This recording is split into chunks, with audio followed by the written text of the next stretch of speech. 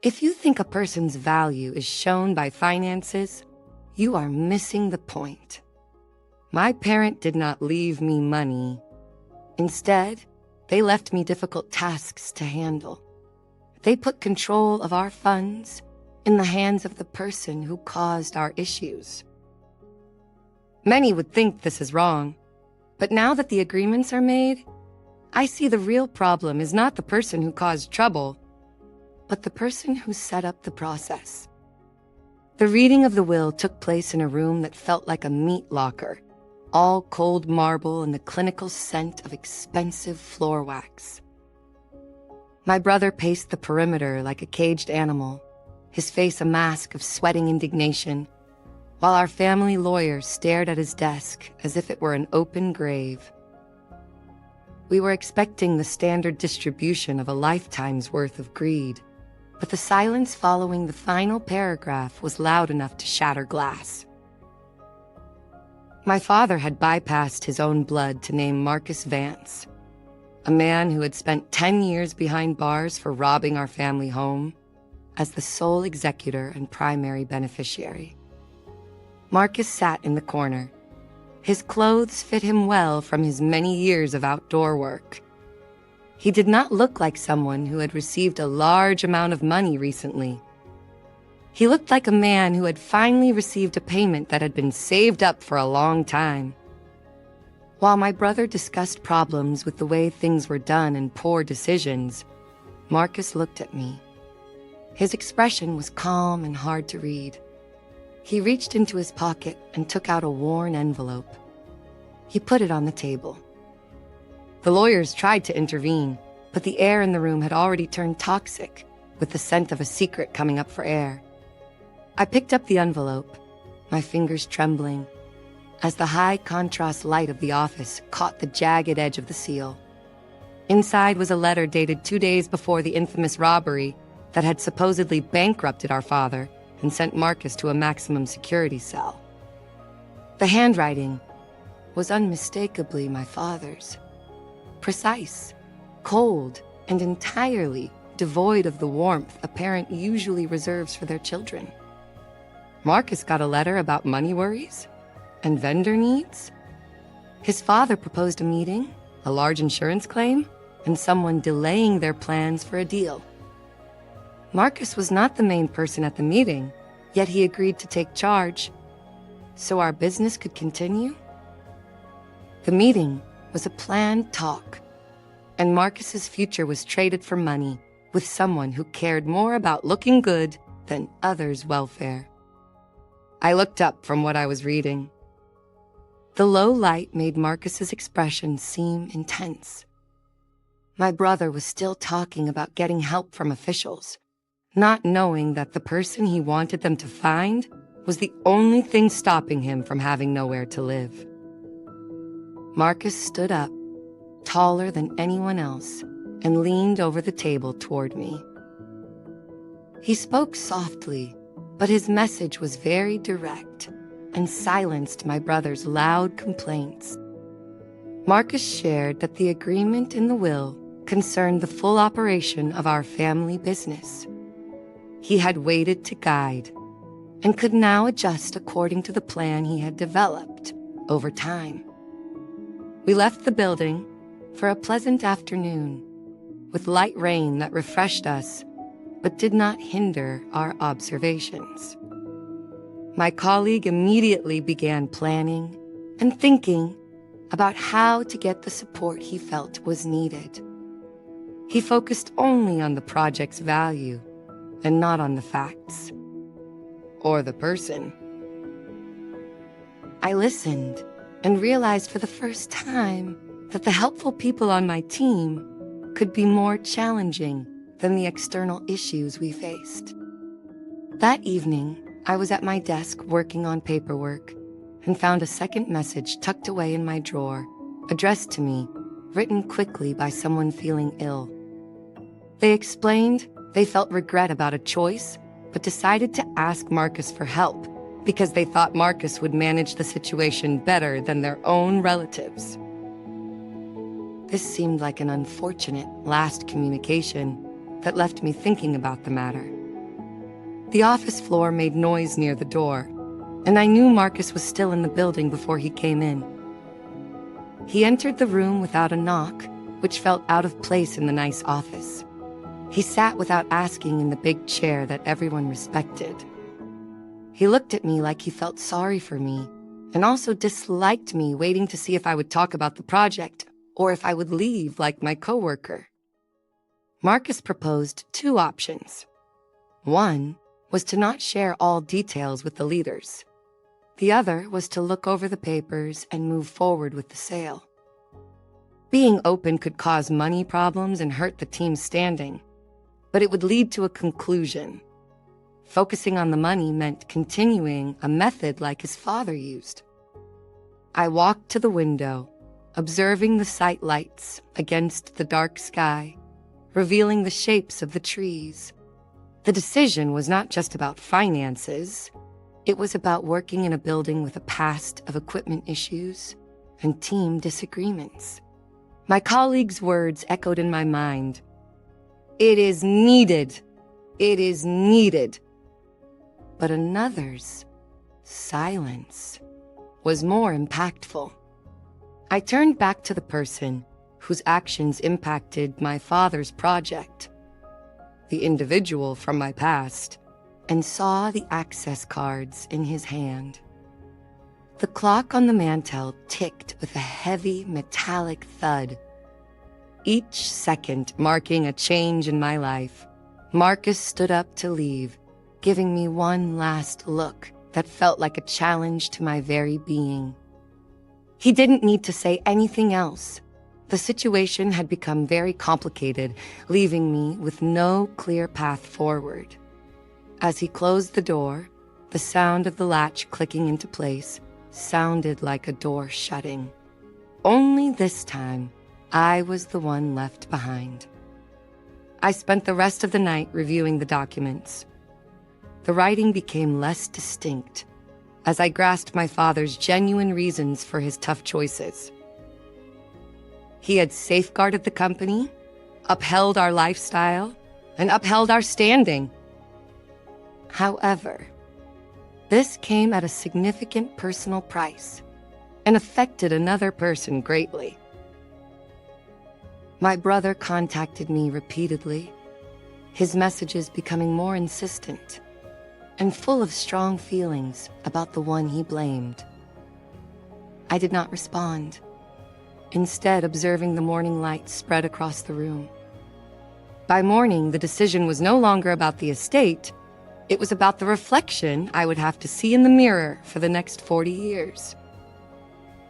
I picked up the phone, not to call my brother or the lawyers, but to find the man who had been waiting a decade for this moment. My hands were steady now, even as I prepared to set fire to my family's reputation and burn my own future to the ground. The truth was a heavy burden, but the weight of the lie was finally becoming more than I could carry. The meeting took place at a roadside diner, where the fluorescent lights hummed with a headache-inducing frequency, casting Marcus in a sickly, clinical pallor. He didn't look like a man about to inherit a fortune. He looked like a soldier, waiting for an ambush, in enemy territory. I slid the folder containing my father's secret confessions across the grease-stained table, my heart hammering against my ribs like a trapped bird. He didn't open it immediately, instead staring at my hands, as if looking for the same deceptive tremor that had defined my father's final years. My brother is filing for a legal order based on your court record, I said, my voice sounding thin and brittle against the clatter of heavy ceramic mugs. Marcus finally opened the folder, his eyes scanning the letters with a focused, rhythmic precision that suggested he had memorized every statement made during his trial. He let out a short, dry laugh that contained no humor, only the sound of gears grinding against sand. He told me that my brother's lawyers were the same firm that had helped bring his case, proving that the legal system was just another tool my father had bought and paid for. Marcus leaned forward, his shadow stretching across the table. He explained he wanted it known that he had not entered a restricted area or caused issues with the site work. He wanted the past misunderstandings removed from the town's memory, even if it meant clarifying his father's actual role. I recalled the painting of my mother in the hall. Her kind face reflected the secure life my father had built. If I were with Marcus, people might connect our family name with difficult situations. Marcus noticed my discomfort. He looked at me with a calm and thoughtful expression. He told me that the positive things I had enjoyed, like the animals, the journeys, and my schooling, were due to his efforts. We drove to the old industrial area, a place of old buildings and quiet factories where my father's business had first started. The air smelled of the sea and the land, very different from the well-kept gardens of our home, where matters were kept private. Marcus pointed to a closed-down office, where he had worked before the circumstances affected his standing and caused his family financial difficulty. He did not talk about his experience with strong feelings, but with a plain, honest truthfulness that made my own easy good fortune feel less significant and less genuine. At the office, a meeting occurred when I saw my brother efficiently organizing documents in our father's workspace. The room contained many paper items, and the desk light illuminated each misplaced sheet. He looked at me with weary eyes, clearly wanting to safeguard his responsibilities. He spoke formally and suggested I consult a colleague before allowing Marcus to have any of the company's assets. The talk became serious and businesslike, different from our usual friendly chats. I explained the funds were not ours, but a debt from a past event now revealed. He smiled a little, saying our father chose to secure our future. To him, Marcus was a resource that had completed its purpose and could now be handled with a regular process. I left my desk and saw the shredding machine was running. A member of the cleaning crew was in the hall. She looked pensive and was carrying a tray. She had been employed here for a while, and I thought she might know something. The quietness of the building felt unusual. I stood on the main stairs, looking into the entryway, where one dim light shone on the patterned floor. I had my phone with my contact's information displayed. The screen's light cast a cool glow on my face. My brother's hurried actions above and the importance of what I carried felt heavy. It was a difficult decision leading to very different outcomes. I began the call understanding that by speaking the important part of our family's history would end, revealing only the plain, unvarnished facts. The local courthouse felt like a tomb, its high contrast shadows stretching across the linoleum floors like bars on a cell. My brother stood near the entrance, flanked by 3 lawyers in charcoal suits who looked like they were carved from the same cold stone as the building. He didn't look at me. His indifference was a weapon, a silent declaration that I was no longer a sister, but a liability to be managed. Marcus arrived alone, wearing a suit that was clearly borrowed, his presence causing a ripple of shocked whispers through the gallery of people who still remembered him as the man in the orange jumpsuit. The meeting began in the office as the main advisor presented the situation about Marcus's work and how he helped a client with financial paperwork. They mentioned certain actions and previous work, raising questions about how earlier arrangements were managed, to properly oversee the client's finances. Each point directly addressed Marcus's professional behavior, aiming to highlight his duties during that business matter. After the request to share the results, a calm quiet came over the room. I observed Marcus, his face steady, as my coworker shifted. I shared the initial paperwork and noticed his complexion lighten. I did not add any details, allowing the manager's comments to clarify his decisions. The meeting's focus changed unexpectedly, from Marcus's tasks to my family's activities. The facilitator seemed surprised when details about a budget issue arose. A detailed plan, which included someone no longer attending, was finally completed after much effort.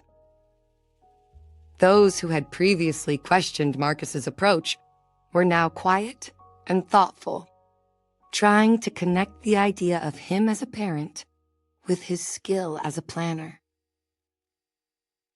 My brother attempted to speak, but his tone sounded strained and defensive as the clear information was presented.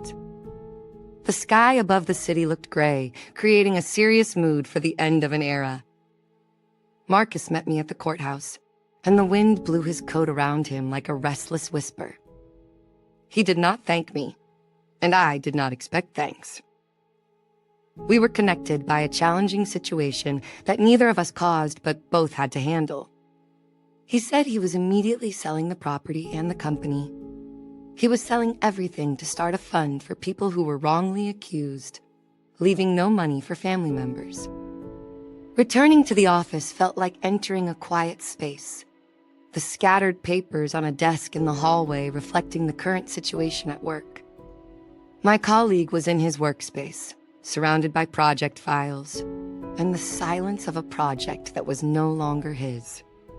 He said that I had disrupted things for us because of a person who did not consider me, his thoughts a response to the reality of his own needs. I realized then that he was not concerned about our team or our company reputation. He was concerned about the authority that the position gave him to evaluate colleagues like Marcus. I packed one bag, taking only what I needed. As I walked through the foyer for the last time, the sunset light made the portraits look unfamiliar. The truth was now known, and though the building remained, the feeling of home was gone.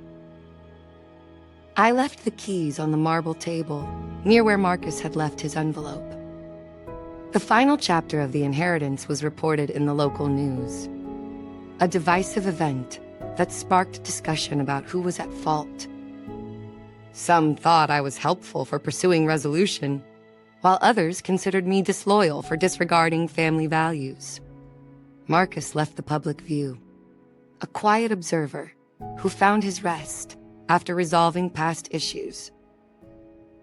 I watched the estate gates close behind me, the solid closing, signaling the end of my time as a recipient of disputed information. I now live in a simple home in another part of the city, and I see myself every day.